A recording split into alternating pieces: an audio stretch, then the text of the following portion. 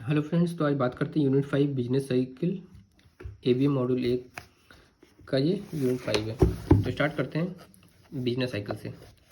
तो business cycle होता क्या है? तो यहाँ पे आप देख रहे हैं बिजनेस साइकिल को अदरवाइज क्या बोलते हैं? Economic cycle. और ये क्या करता है? It refers to the economy wide fluctuations in production और economic activity over several months और ईयर। तो जो आपका इकोनॉमी में फ्लक्चुएशन हो रहा है, चाहे वो प्रोडक्शन में हो चाहे वो इकोनॉमिक एक्टिविटी में हो, तो किसी पर्टिकुलर मंथ में, किसी पर्टिकुलर सेट ऑफ मंथ्स में या ईयर में हम क्या करते हैं, उसके फ्लक्चुएशन को कंसीडर करके हम क्या करते हैं, देखते हैं बिजनेस साइकिल और इकोनॉमिक साइकिल कैसा हो रहा है।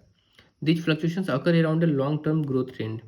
और ये फ्लक्चुएशंस क्या करता है? लॉन्ग टर्म जो ग्रोथ ट्रेंड होता है इसको क्या करता है? इन्फ्लुएंस करता है। And typically involve shift over time between period of relatively rapid economic growth. और ये क्या होता है? आज सपोज कीजिए आज बूम है, तो कोई ज़रूरी नहीं कि कल आपका क्या होगा, बूम पीरियड हमेशा ये कंटिन्यू रहेगा। आज बूम है तो कल क्या होगा? रिसेशन भी आएगा। So it simply means the whole course of business activity passes through the phases of prosperity and depression. तो अगर इसको इन शॉर्ट हम बात करें, जो हम फ्लक्चुएशन की बात कर रहे थे, तो वो फ्लक्चुएशन बेसिकली है क्या? वो फ्लक्चुएशन आज हो सकता है कि आज आपका बिजनेस काफ़ी अच्छा चल रहा है, लेकिन अगले साल आपका बिजनेस किसी रीजन से क्या हो गया? कम हो गया। तो ये क्या करता है? जो पूरे कोर्स ऑफ एक्टिविटी है उसको क्या करता है? कंसिडर करता है। और ये आपका प्रॉस्पेरिटी और डिप्रेशन, इसका बीच में क्या है? इसका फेज है। जैसे साइन ग्राफ देखते हैं, आपका ये क्या? Positive cycle. ये क्या? Negative cycle. तो पॉजिटिव साइकिल क्या हो गया? आपका प्रॉस्पेरिटी हो गया। और निगेटिव साइकिल क्या हो गया? आपका डिप्रेशन। फिर आप देख रहे हैं फिर प्रॉस्पेरिटी आएगा। तो इसी तरीके से क्या होता है? आपका बिजनेस साइकिल और इकोनॉमिक साइकिल रन करता है। नेक्स्ट है it is not a regular predictable और रिपीटेटिव फिनोमेना। किसी को पता नहीं होता है कि हाँ इकोनॉमी कब क्रैश कर जाएगा, इकोनॉमी कब बूम में होगा। तो आप देखते होंगे शेयर मार्केट में जो फ्लक्चुएशन होता है, आज सेंसेक्स फॉल कर गया, राइज कर गया, तो ये किसी को नहीं पता होता है कि कब फॉल करेगा कब राइज करेगा। इसको प्रिडिक्ट कर पाना काफ़ी मुश्किल होता है। और जैसे हम देखते हैं पेंडुलम क्लॉक का जो पेंडुलम होता है वो क्या होता है? टू एंड फ्रो एक पर्टिकुलर पॉइंट पे फिक्स होता है, टू एंड फ्रो मूव करता है। लेकिन बिजनेस साइकिल क्या है? इसकी तरह नहीं है। हो सकता है कि आज इधर गया तो इधर ही 10 साल रह जाए, फिर वापस आएगा फिर ये इधर जाएगा।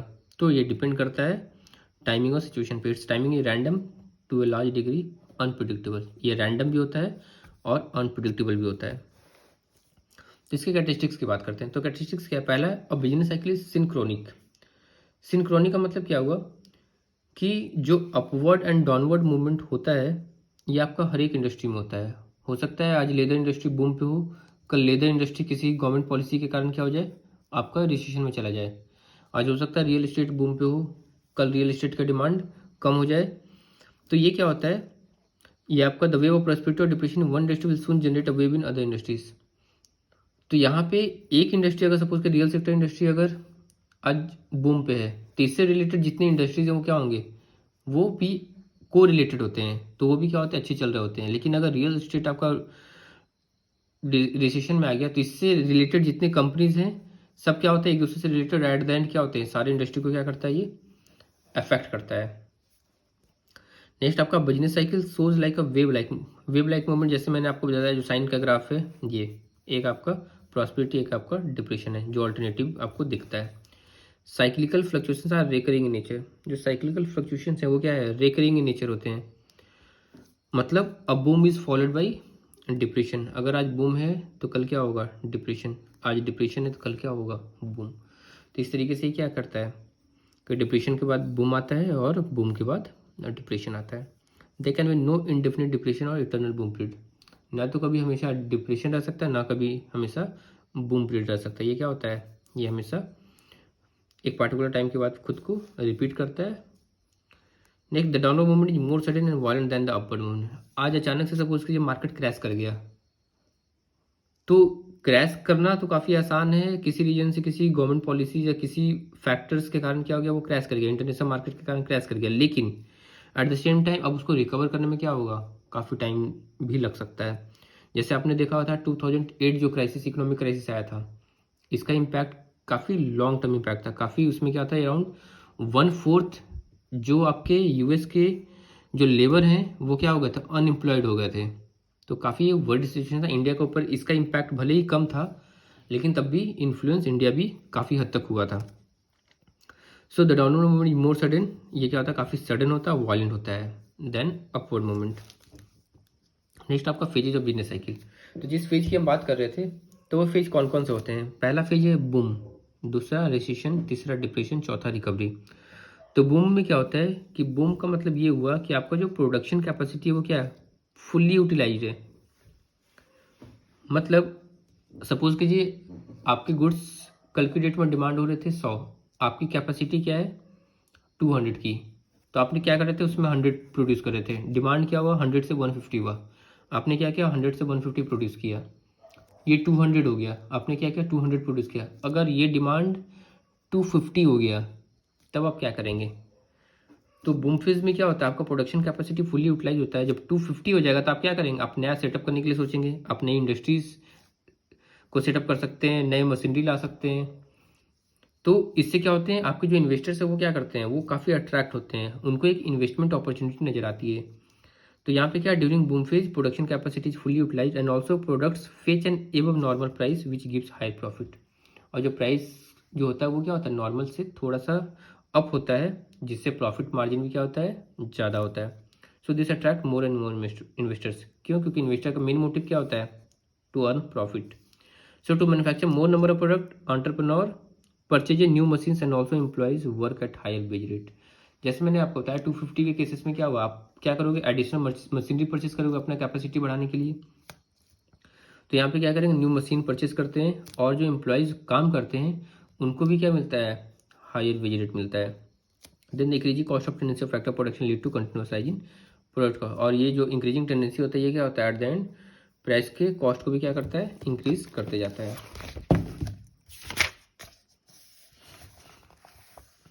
अब ये जो प्राइस इंक्रीज हो रहा है तो अब सपोज कीजिए सैलरीड क्लास को अगर लेते हैं तो उनकी सैलरी क्या हो रही है, उनकी सैलरी उसके हिसाब से इंक्रीज नहीं हो रही है। तो ये जो इसी को कहते हैं माइल्ड इन्फ्लेशन। तो यहाँ पे माइल्ड इन्फ्लेशन क्या हो रहा है, आपका हो रहा है। लेकिन जो फिक्स्ड इनकम ग्रुप है या जो सैलरीड क्लास है उनको क्या होता है, डिफिकल्ट होता है, क्योंकि प्राइस राइज के कारण उनका क्या करना पड़ता है, उनको कंजम्पशन अपना कम करना पड़ता है। नेक्स्ट आपका बूम के बाद क्या आता है, रिसेशन आता है। रिसेशन में क्या होगा, जब इकोनॉमी पीक पे पहुंच जाता है तो जैसा साइन का ग्राफ है, साइन ग्राफ में आप देखते हैं ये पीक पे पहुंच गया, पीक पे पहुंचने के बाद क्या होता है, ये फॉल होता है, फॉल होते होते जीरो पे आता है, फिर ये क्या होता है, निगेटिव डायरेक्शन में जाता है। तो रिसेशन क्या है, आपका पीक के बाद का पोजिशन है। तो यहाँ पे once economy reaches the peak the course changes, course क्या होता है, चेंज होता है, और downward tendency in demand is observe. फिर क्या होता है, डाउनवर्ड टेंडेंसी देखने को मिलता है, but the producers who are not aware of this trend go on producing. अब डिमांड क्या हो रहा है, डिमांड कम होना स्टार्ट हो गया, लेकिन जो प्रोड्यूसर्स हैं उनको नहीं पता, वो क्या करते हैं, they keep on producing the same.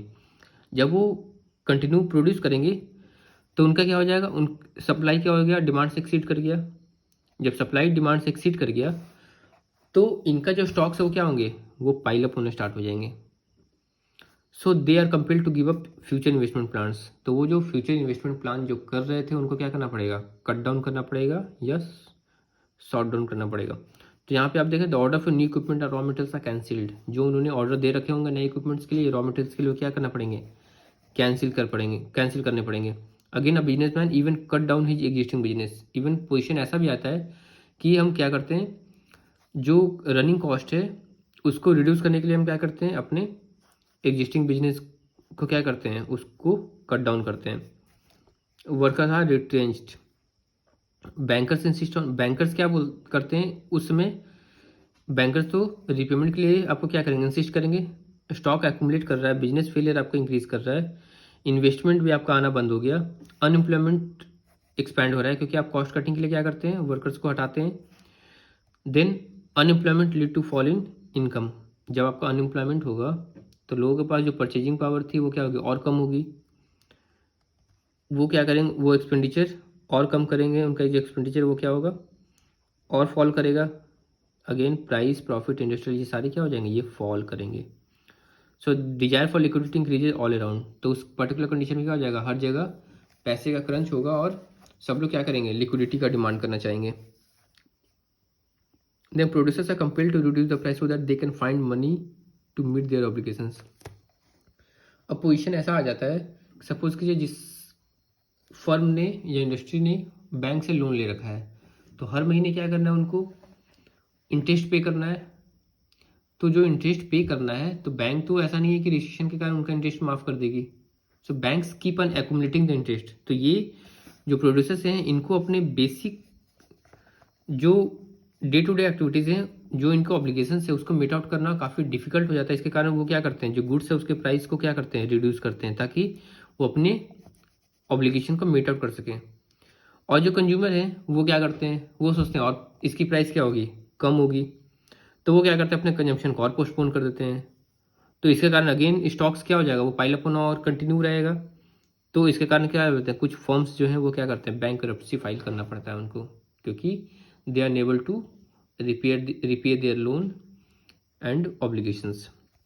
So the failure of one firm affect other firm with whom it has business connection. तो एक फर्म का जो फेलियर है वो क्या करता है, दूसरे फर्म के फेलियर को अफेक्ट करता है जिसके साथ बिजनेस कनेक्शंस हैं।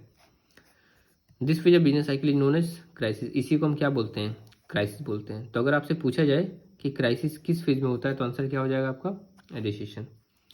नेक्स्ट बात करते हैं डिप्रेशन। डिप्रेशन जब आता है तो इसमें क्या होगा, अंडर एम्प्लॉयमेंट आपको देखने को मिलेगा।